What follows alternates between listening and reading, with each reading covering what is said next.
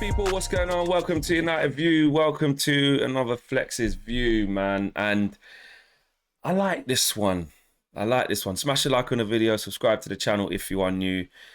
Obviously, the debrief and the come down of the news that Erik's staying, and done the morning show earlier on today and said my piece and that. But I still felt like I needed like a little momentary debrief for myself, just to take it all in and see where I'm at, see how I feel, let you guys know what I'm saying, what I'm feeling, and to get a gist from what you lot are saying as well. Let me know what you're saying in the comments.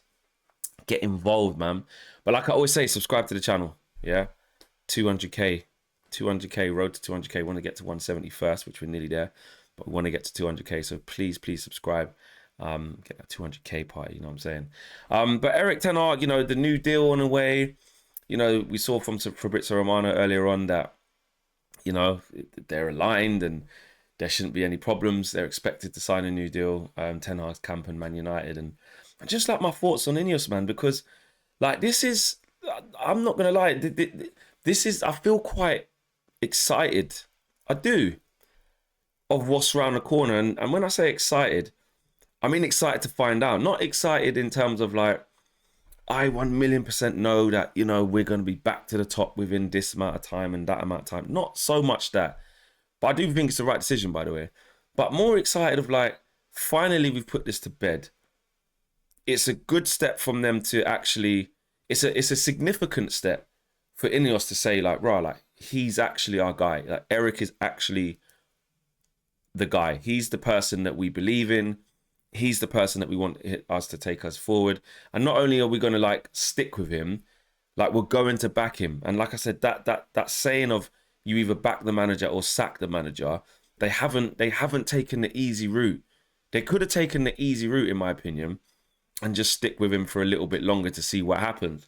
And I actually was saying maybe they should do that. That's why one of the reasons they should keep Erik, which is that he hasn't got long left on his deal, and you can have a little look at it. But actually, I suppose the true meaning of stability, or the true meaning of bringing some structure and some composure and belief to what we're doing, is to show that level of backing and actually, extend upon that. Now, look, I think the lack of backing and the silence that was speaking, wonders, the silence was deafening, as we were saying, in all around this, was annoying. Like it was, it did get to us. It did make us think, like, come on, man, like, why are they just not saying anything? Like, when are they going to say something?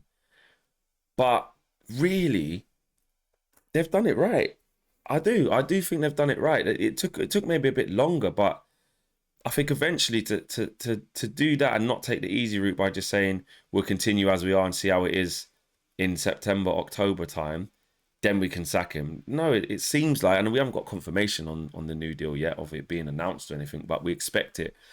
That's their way of basically appointing the manager themselves and saying, we put our head above the pulpit as INEOS and say, right, not only are we sticking with this guy, we're co-signing him. We're giving him an extension.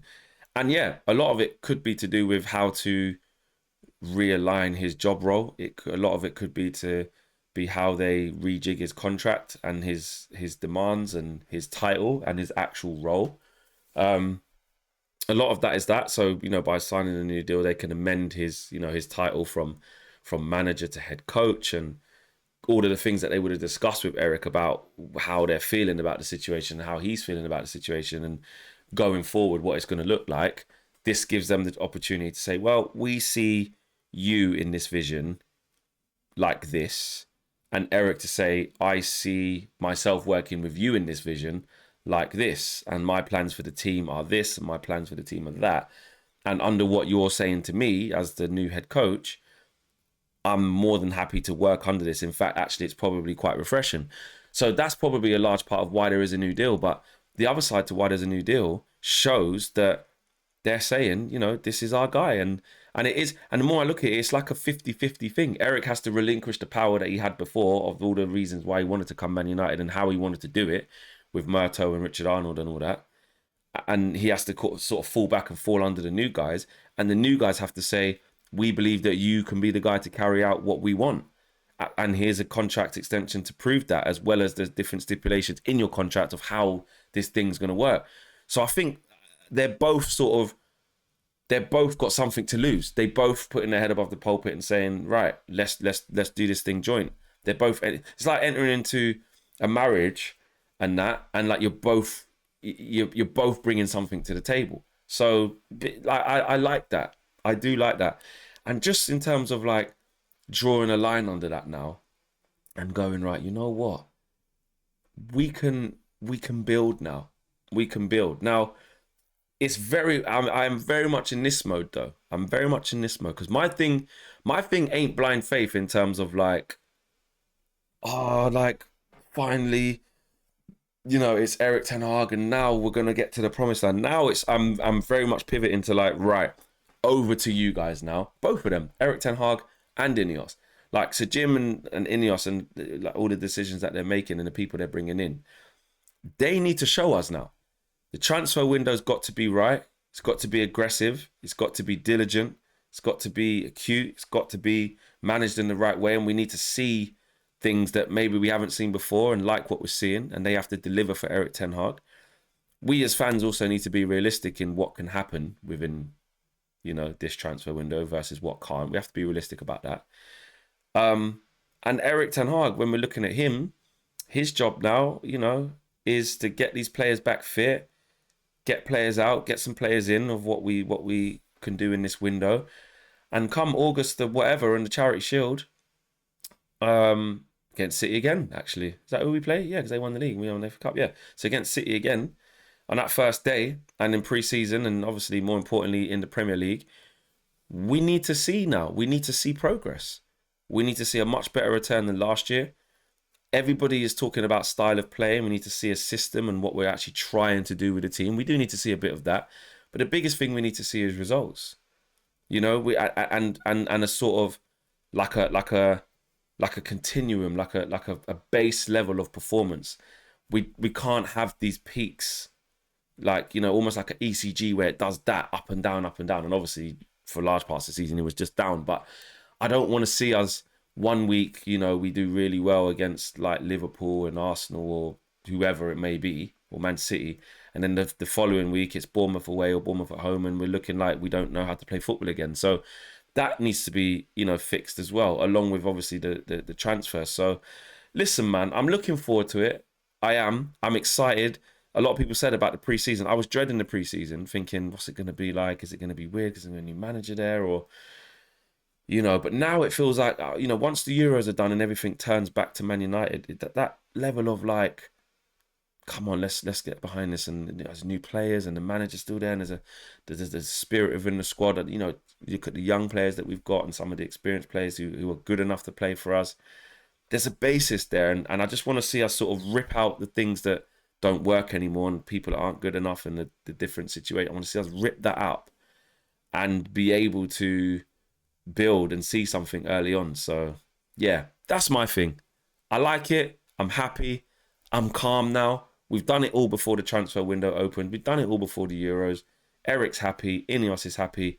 Most of the fan base is happy. And for the people who don't think that it's a good appointment, or a good decision, time will tell. Time will tell. I mean, I just hope that we don't do the whole just want to prove you're right thing. Like, what I would say if you didn't think we should do it is, I would encourage you to be like, well, we have now, and it's up to you, but we have decided to stick with Erik and give it a chance under a new regime. Like, at least be open to see something different. And if he does start showing you something different, then we can. Hopefully you can be like, yeah, right, you're behind it. But also on the other side, if we don't see anything different, within reason, but if we don't see a level of improvement and the right level of improvement, let's also not be afraid to be like, well, no, we do expect more than that. Like KG said in the Flexing KG shows, right? Like, there does have to be standards. And yes, this is some form of like a reset button. It is. This is like a press pause button and go again and change the vision and change the strategy. So to some extent, he does need to be given some leeway and grace with the team for that and the transfers. But he has still been here 2 years and managed to work with quite a lot of these, with all of these players. That some of the ones he signed and some who were here already, who know what the demands of Erik are. So we need to see improvements in those things. It can't just be a blank slate of like, if Erik finishes 8th with still no style of play and getting opened up every game, but we get a cup, that's good enough, because it won't be.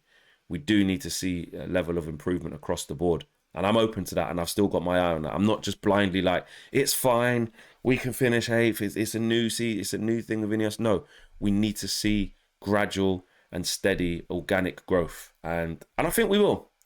So yeah, smash a like on the video, peeps. Subscribe to the channel if you are new. We'll be across everything. If anything changes, if there's more news, etc., etc. I'm out of here. Peace.